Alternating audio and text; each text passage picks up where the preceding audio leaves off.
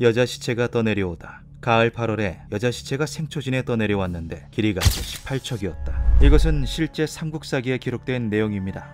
한 척의 길이는 그 당시 기준으로 약 25cm 정도라고 하는데요. 18척이면 무려 4m 50cm라는 신장이 나오죠. 이러한 과거 한반도의 거인 기록들은 그 예시를 꽤나 찾아볼 수 있습니다. 중국의 기문인 태평광기에도 그 기록이 남아있는데요. 신라국은 동남쪽으로 일본과 가깝고 동쪽으로 장인국과 인접해 있다.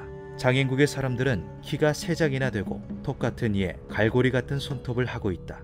불에 익힌 음식을 먹지 않고 짐승을 사냥하여 먹으며 때때로 사람도 먹는다. 그들은 벌거벗고 사는데 검은 털이 몸을 덮고 있다.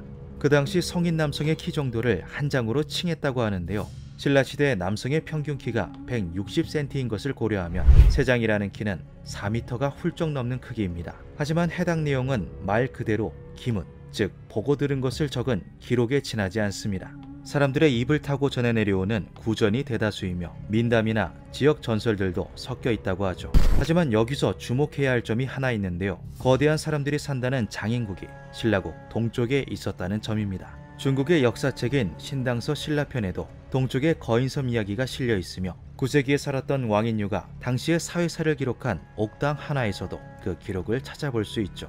육군사 서문사공이 어명을 받들고 신라의 사신으로 갔는데 물살이 숨조롭지 못하여 바다에서 몇 달간 표류하다가 한 해안가에 도착했다. 얼마 후 신장이 5에서 6장이나 되는 거인이 한 명 나타났는데 옷차림이 특이하고 목소리가 천둥치는 듯하여 알아듣기가 어려웠다. 서문사공은 이후 정박되어 있던 배를 타고 거인섬 탈출을 감행했다고 하는데요. 뒤쫓은 거인이 배를 손으로 잡자 검으로 거인의 손가락을 잘랐는데 그 손가락의 크기가 다듬이 방망이보다도 굵었다고 합니다. 해안에 당도한 서문사공은 자른 손가락을 조정에 바쳤고 조정에서는 그 손가락에 오치를 하여 궁중 창고에 보관했다는 기록이 있죠. 이러한 거인 기록은 고대 중국의 문헌에만 존재하는 것이 아닙니다. 조선 중기의 실학자인 이수광은 자신이 오랜 시일에 걸쳐 보고 들은 사실을 토대로 지봉유설이란 저서를 편찬했는데요. 그 책에도 의미심장해 보이는 구절이 하나 있습니다. 우연히 외딴 섬에 갔다가 좋은 가구로 장식된 커다랗고 훌륭한 집을 봤다. 그 앞에는 거대한 크기의 신발이 놓여 있었다. 그 신발을 보고 문득 두려운 생각이 들어 도망쳤다. 또한 조선 인조 때 발간된 용주유고에 실린 통천 해척 표풍설에도 거인의 이야기가 등장합니다. 해당 글에는 강원도 통천의 어느 뱃사람이 폭풍에 휘말려 표류하다 외진 섬에 당도하고 거기서 부부로 보이는 남녀 거인을 목격했다는 이야기가 실려있죠. 각기 달라 보이는 기록들임에도 한 가지 공통점을 찾아볼 수 있는데요. 그것은 거인을 목격한 곳이 섬이라는 것입니다. 또한 그곳이 신라의 동쪽 부근에 위치해 있었다는 대목도 여러 찾아볼 수 있죠. 신라 동쪽에 위치한 대표적인 섬으로 우산국, 즉 울릉도를 예로 들 수 있는데요. 놀라운 것은 우산국 관련 기록 중 거대한 과일과 동물들의 기록이 자주 등장한다는 점입니다. 쇠만한 복숭아씨, 고양이만한 쥐, 기둥만한 대나무 등의 기록이 세종실록에 실제 기록되어 있다고 하죠. 중국의 태평광기, 신당서, 옥당 한화, 조선의 지봉유설, 용주유고, 각기 다른 나라, 다른 시대에 적힌 문헌들이 이러한 공통점을 가지는 이유는 무엇일까요? 단순히 전해 내려온 민담이나 전설일까요?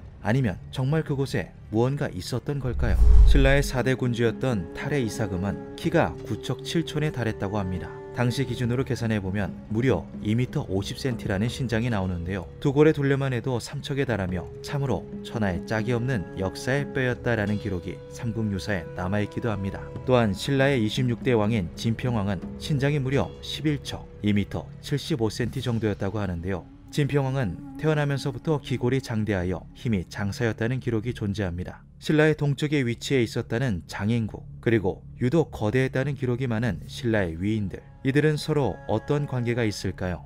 기묘한 밤이었습니다.